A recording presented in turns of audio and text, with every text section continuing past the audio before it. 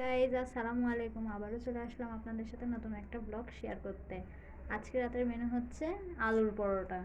আপনারা কে কে খাইতে পছন্দ করেন বলেন তো আলুর পরোটা? এই শীতের মৌসুমে এরকম রাতে ঠান্ডা আবহাওয়ায় বসে থেকে খড়ির চুলায় আলুর পরোটা খাওয়ার মজাটাই আলাদা।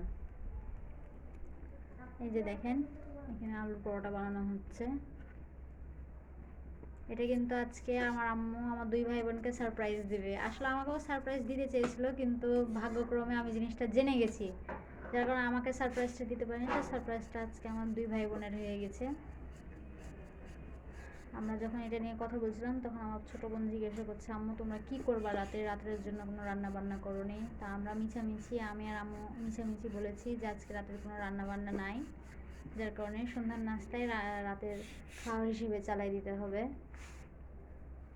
এখন আমাদের বাসায় কিন্তু অনেকেই আলু পরোটা পছন্দ করে। কে কে পছন্দ করে আম্মু?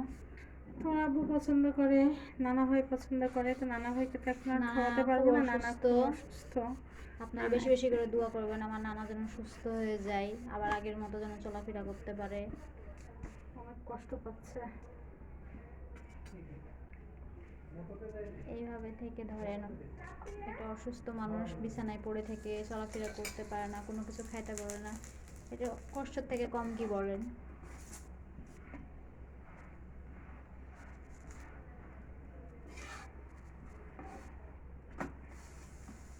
আচ্ছা, সেরকম টাইমে অসুস্থ হওয়ার কারণে সে ভালো করে কোনো পিঠাপুরি খাইতে পারছে না, কিছু না।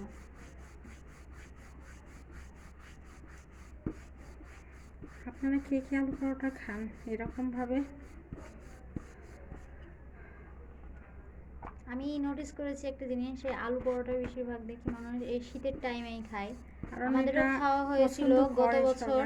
আমার কাজিনরা খুব পছন্দ করে, বিশেষ করে আমার খালাতো ভাইটা খুবই পছন্দ করে আমার হাতের আলু পরোটা।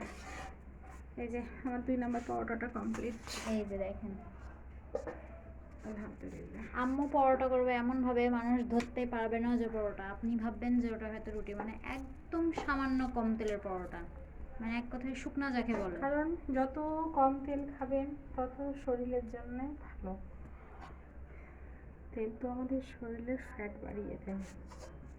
আর আপনাদের সঙ্গে নতুন কিছু শেয়ার করব খুব তাড়াতাড়ি, একটা গুড নিউজ আছে, ঠিক আছে?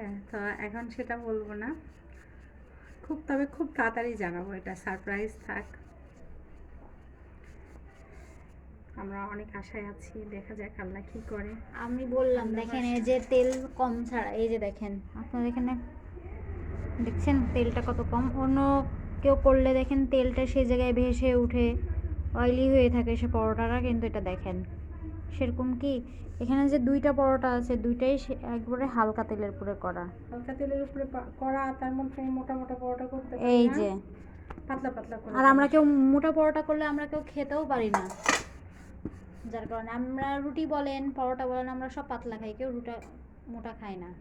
এই যে দেখেন তেল দিচ্ছে একবারে সামান্য পরিমাণ, এই যে দেখেন।